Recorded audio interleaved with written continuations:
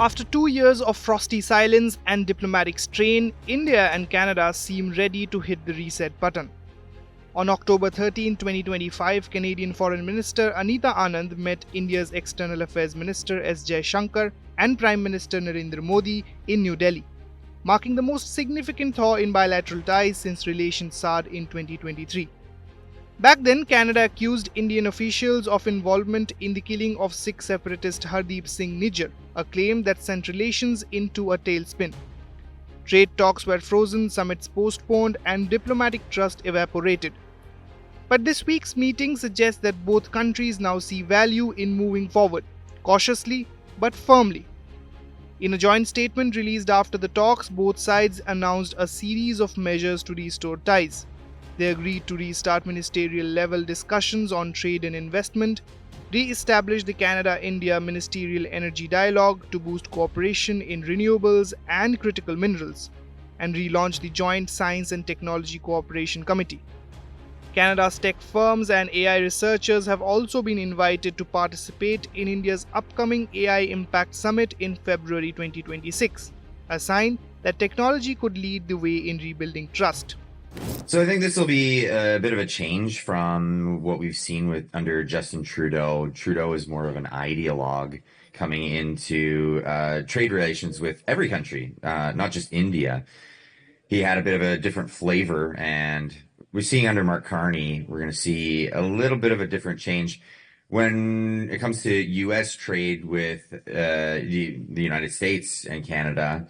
We saw a bit of a different flavor when it came to the election than we see in reality. As he's visited Donald Trump recently, he's a lot more friendly on the ground and in person, really, when it comes to trade relations. So I'm hoping to see a lot more of this when it comes to trade relations with India.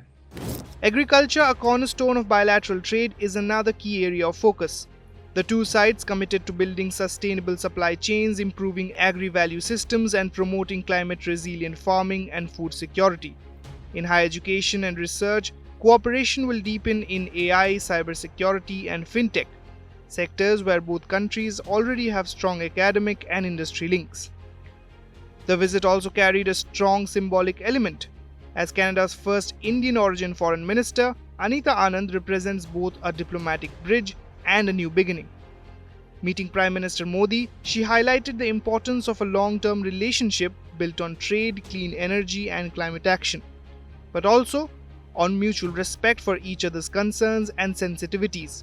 When we look at Canada, we see a complementary economy, we see another open society, we see diversity and pluralism, and we believe that that is the basis for a close, sustainable, and long-term cooperative framework.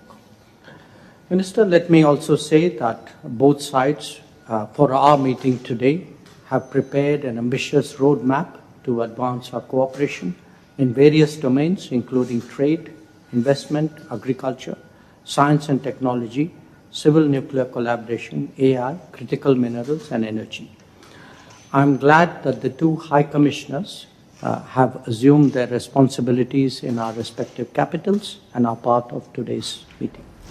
The tone marks a sharp departure from the confrontational rhetoric of 2023-24. Anand's diplomatic approach is more pragmatic, a one-step-at-a-time strategy to rebuild what was lost. Under her leadership, bilateral trade hit $23.6 billion in 2024, and Canada has aligned parts of its Indo-Pacific strategy with India's vision of regional stability.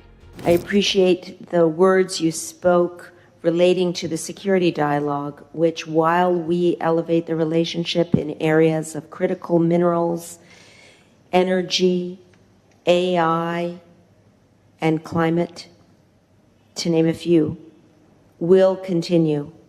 The meeting that our officials had relating to security and law enforcement just a few weeks ago here was very productive, and that dialogue will continue.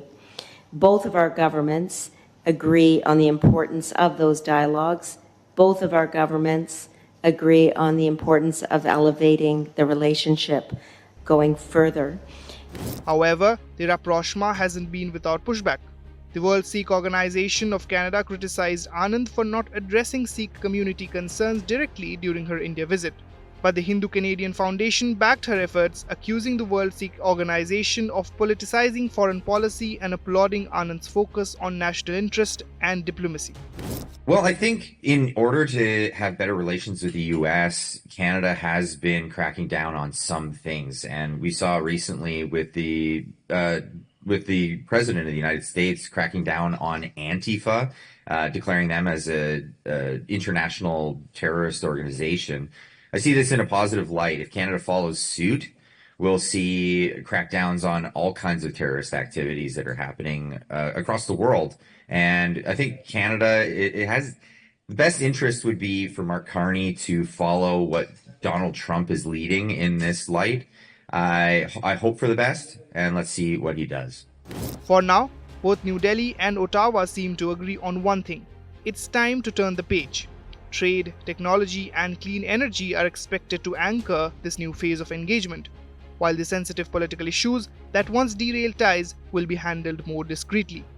If both sides stay the course, Anita Anand's visit might well be remembered as the moment India and Canada decided to stop looking backward and start talking business again.